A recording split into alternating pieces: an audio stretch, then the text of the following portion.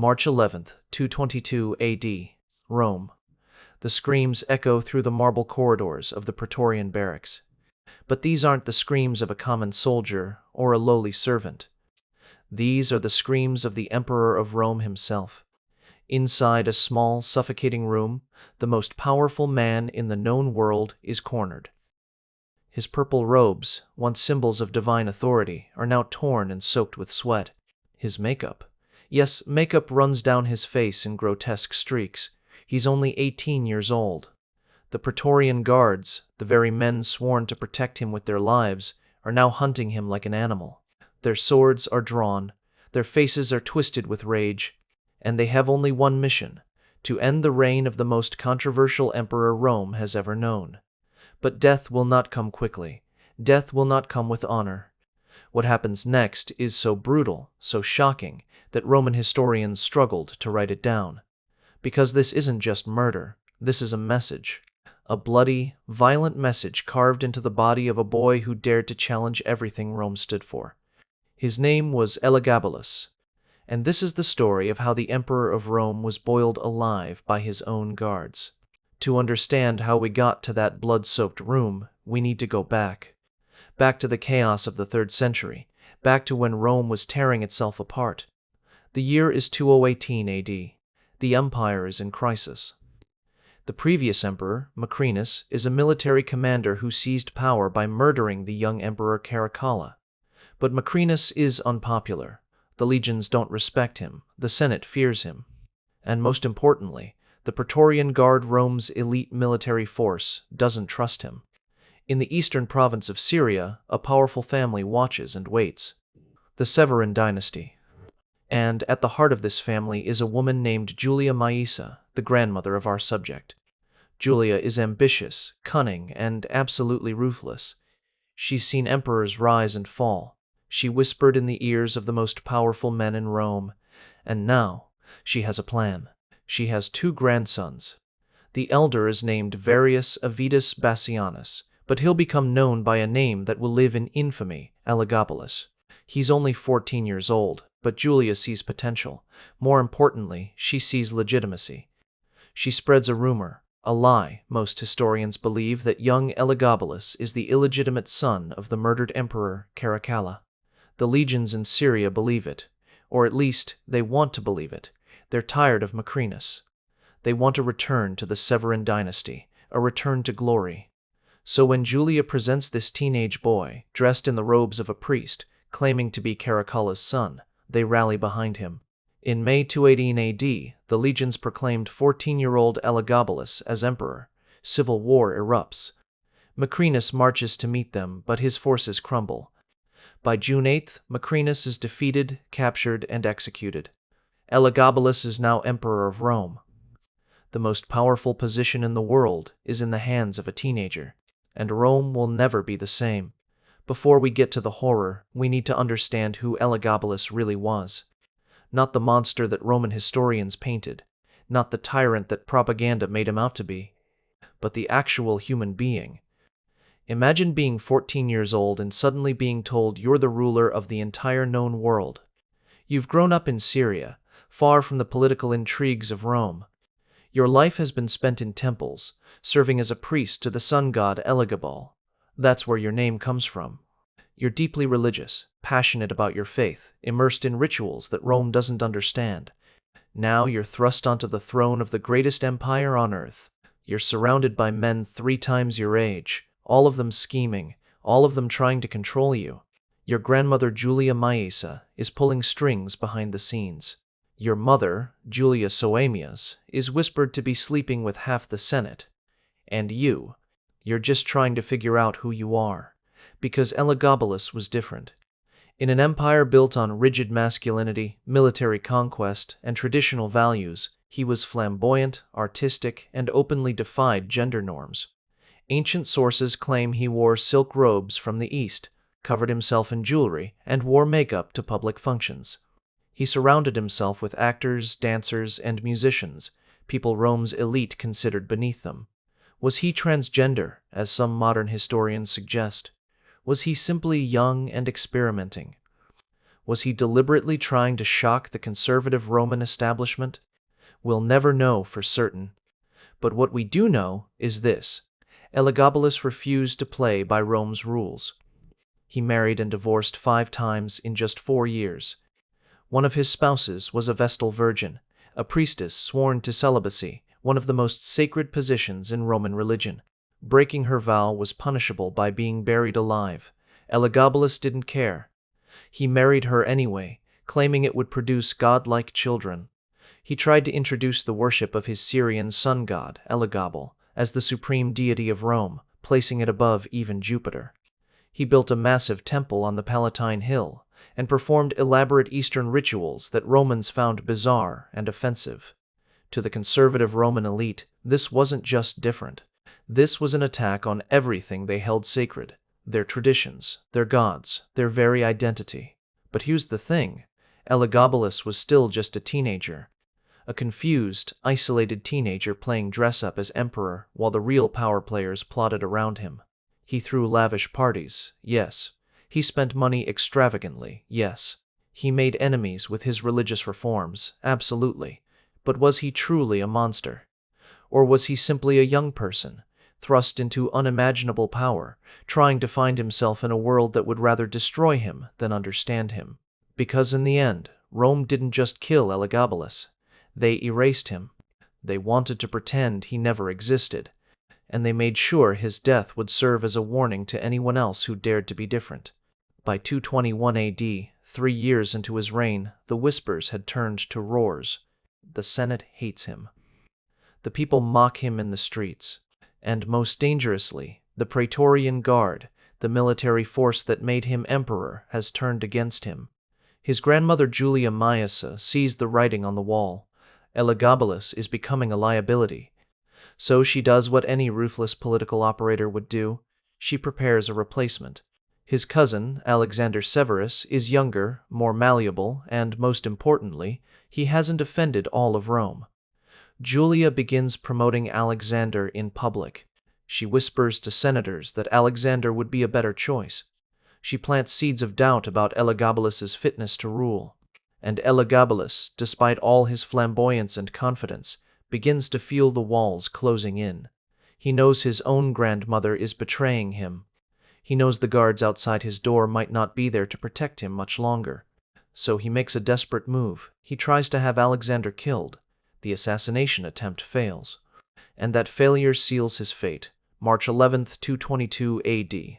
Elagabalus wakes up knowing something is wrong. The palace feels different. The guards look at him differently. He calls for his mother, Julia Soaemias. She's the only one he can trust now. Then the Praetorian Guards enter, not to escort him, not to protect him, to arrest him. What happens next depends on which historical source you believe, but all of them agree on one thing: what was done to Elagabalus was meant to send a message. According to Historia Augusta, one of our primary sources, Elagabalus and his mother tried to flee. They ran through the palace corridors, searching desperately for an escape. Some sources say they tried to hide in a chest. Others say they made it as far as the Praetorian barracks, thinking they could find loyalists there. But there were no loyalists left. Everyone had abandoned them. The guards cornered them both, mother and son, clinging to each other in their final moments. The first sword strike wasn't meant to kill. It was meant to hurt.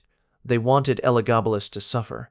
For every insult to Roman tradition, for every scandalous marriage, for every time he painted his face and danced in silk robes while good Roman men died on the frontiers. This was payback.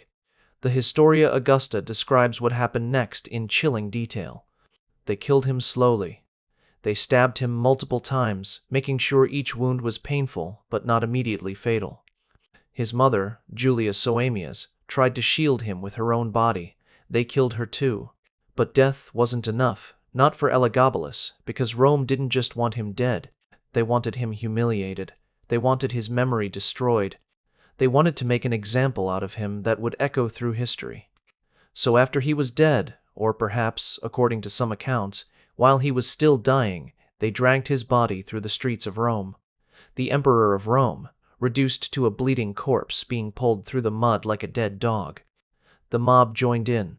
People who had once bowed to him now spat on him. They threw stones. They kicked his lifeless body. All the rage, all the disgust, all the hatred that had been building for 4 years came pouring out in a frenzy of violence. They dragged him to the Tiber River, but simply throwing him in wasn't enough. According to Roman historian Cassius Dio, they first threw him into a sewer. When the body got stuck, they pulled it out and dragged it to the river. But here's where the most horrifying detail comes in. Some sources, including later Roman historians, claim that before disposing of the body, the guards and the mob did something unspeakable. They wanted to defile him in a way that matched what they saw as his perversion of Roman values.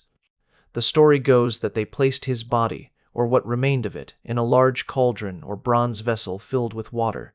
Some accounts suggest boiling water.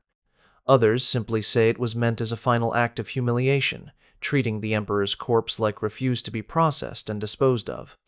Whether the boiling happened before or after death, whether it's literal historical fact or symbolic representation recorded by disgusted historians, we can't know with certainty. Ancient sources are contradictory and often written with heavy bias.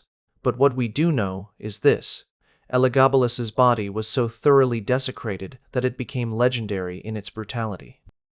Finally, they threw what remained into the Tiber River, the river that ran through the heart of Rome, the river that symbolized the city's greatness, and they threw the emperor's defiled corpse into it like garbage, hoping the current would carry away all memory of him.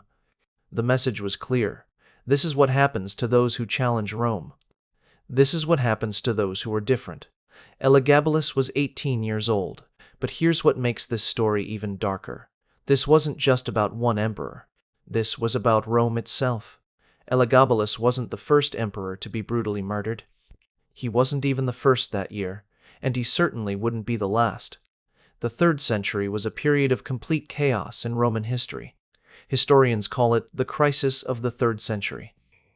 Between 235 and 284 AD, Rome would have more than 50 emperors. Most of them died violently. The Praetorian Guard had become kingmakers and kingbreakers. They had the power to elevate emperors and the power to destroy them. They'd killed emperors before Elagabalus and would kill many after. The very institution designed to protect the emperor had become the greatest threat to the throne. But Elagabalus's death stands out because of the sheer hatred behind it. Other emperors were assassinated for political reasons, for military failures, for economic crises. Elagabalus was killed for being different, for challenging gender norms, for refusing to conform to Roman masculinity, for bringing Eastern religion and culture into the heart of traditional Rome. The Senate officially damned his memory, damnatio memoriae. They ordered his name chiseled off monuments. His face was erased from coins, any statue or image of him destroyed. They wanted to erase him from history itself, and it almost worked. For centuries, all we had were the accounts of hostile Roman historians who painted him as a degenerate monster. Only in recent decades have historians begun to question these biases and ask, what if there was more to the story? What if Elagabalus was simply a young person trying to express their identity in a culture that demanded conformity? What if his crimes were nothing more than cultural differences and youthful rebellion? We'll never know the full truth. But we do know this: Rome's hatred of Elagabalus reveals more about Rome than it does about the emperor himself. Here's what the death of Elagabalus teaches us nearly 2 years later. History is always written by the winners, and the winners rarely tell the whole truth. Everything we know about Elagabalus comes from people who hated him. Imagine if the only records of your life were written by your worst enemies. Would they be fair? Would they be accurate? Or would they paint you as a monster to justify what they did to you? Elagabalus was different. In an empire that valued conformity above all else, he dared to be himself. Maybe he was reckless. Maybe he was immature. Maybe he made terrible political decisions. He was, after all, a teenager with absolute power. That's never a recipe for wise governance. But did he deserve to be brutally murdered, his body desecrated, and his memory erased? The truth is, we live in a world that still struggles with difference. We still see people demonized for challenging gender norms. We still see violence justified by claiming someone violated traditional values. We still see those in power trying to erase the histories of those they consider unacceptable. Elagabalus's story is a warning.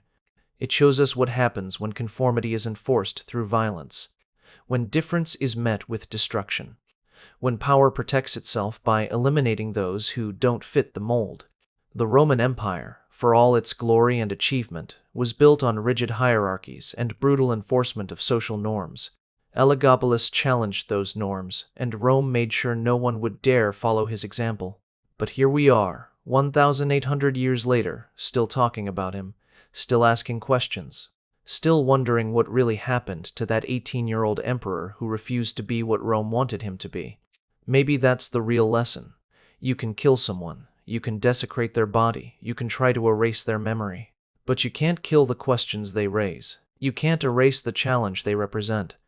Elagabalus died in 222 AD, but the questions his life and death raise are still alive today.